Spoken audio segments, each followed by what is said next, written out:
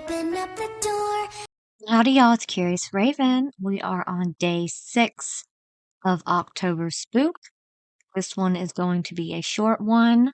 I hope y'all still like it. It is by Lupabeingawolf, and it is called I Think the Scarecrow at My Aunt's and Uncle's House is Alive.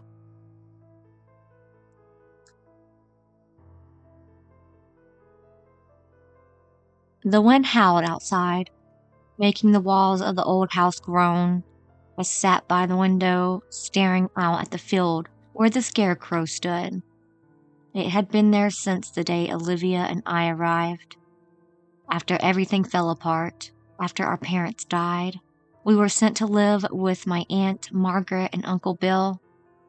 Though they barely seemed to notice us, they stayed in the room most of the time, leaving Olivia and me to fend for ourselves in this creaky old house. And that Scarecrow, it bothered me. Something about it wasn't right. Its burlap face and straw-stuffed arms were supposed to keep birds away, but it felt like it was watching us instead, watching me. I leaned closer to the window, squinting. The Scarecrow hadn't moved an inch since we got here, but every time I looked at it, a chill ran down my spine.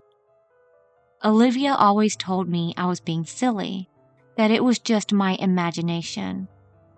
But I knew better. Why does it look like that? I whispered to myself.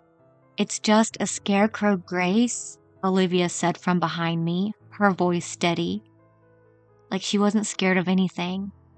She always tried to stay brave for me, nothing to be afraid of. I wanted to believe her, but I couldn't shake the feeling.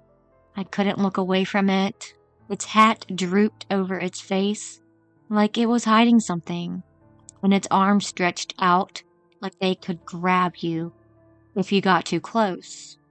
As night fell, Olivia and I ate dinner in silence. Aunt Margaret and Uncle Bill hadn't come out all day. Their bed was made, but they were gone. I didn't like how the house felt without them, cold, empty, too quiet. They probably went into town, Olivia said, trying to keep things normal, though I could hear the doubt in her voice. She didn't know where they were either. After dinner, we went up to our room. I lay awake for what I felt like hours, listening to the house creak around us. The darkness pressed in, and my mind kept drifting back to that Scarecrow. I couldn't take it anymore. Quietly, I slipped out of bed and tiptoed to the window. My heart pounded as I pulled back the curtain, just enough to peek outside, and that's when I saw it. The Scarecrow was gone. I froze. My breath caught in my throat as I scanned the yard, trying to find it, but it wasn't in the field anymore. It was just gone. I ran to Olivia's bed, shaking her awake. "Liv, wake up," I hissed. The Scarecrow, it moved. Olivia groaned and rubbed her eyes, still half asleep. "What are you talking about?" I pulled her to the window, my hands shaking. "It's not in the field anymore. It's gone." She sighed, but when she looked outside, I could see her face change. The Scarecrow was really gone. Olivia's expression hardened, and I could tell she was trying to stay calm, even though I knew she was scared too. "We have to lock the doors," she whispered. She grabbed my hand, and we ran downstairs. My heart was racing as we checked the locks on the front door, then the back. Everything seemed fine until we reached the kitchen. The back door was open, and standing in the doorway was the Scarecrow. I couldn't breathe. My legs felt like jelly, and all I could do was stare. The Scarecrow was right there. Its burlap face hung low, its hollow eyes staring at us.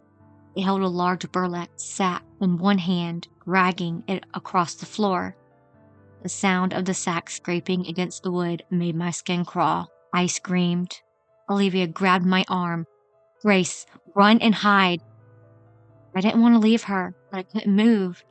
She pushed me towards the pantry, and I darted inside, closing the door just enough to see through the crack. Olivia stayed behind, facing the Scarecrow. My heart pounded in my ears, and I could barely think. I wanted to cry, to scream again, but I had to stay quiet. I had to trust Olivia. "What do you want?" Olivia's voice trembled as she tried to keep her fear hidden. The Scarecrow didn't answer. It didn't speak. It just moved, slowly, towards her. I couldn't look away. I wanted to run out and help her, but I couldn't move. The Scarecrow raised its arms, and before I could even scream, it lunged at Olivia. "Grace, stay hidden," she yelled, just before it grabbed her. My heart broke. I couldn't help her. I watched as the Scarecrow shoved her into the burlap sack. Her screams were muffled, her legs kicking, trying to fight. But the Scarecrow didn't stop. It dragged her to the door, pulling her out of the house and into the night. And then it was gone. I don't know how long I stayed in that pantry shaking, trying to breathe, trying to make sense of what had just happened. My sister was gone, taken, and I didn't do anything to stop it. Finally, I crept out, my legs trembling beneath me. The house was too quiet. I felt sick. The back door was still open, cold night air pouring in. I stepped outside, my body numb. The field stretched out before me, lit by the moon, and there, right in the middle, was the Scarecrow. It was back in its usual spot, standing tall like it had never moved. But something was different.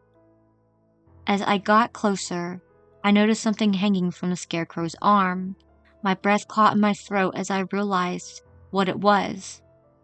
Olivia's sweater. It was tied around the Scarecrow's arm, fluttering in the wind. The Scarecrow had taken her, and now it was her. Ooh, that was kind of creepy. I hope y'all enjoyed that short story. Sorry it was so short. I love y'all so much. I will see y'all tomorrow. But until then, remember, it's scary out there. Please like and subscribe.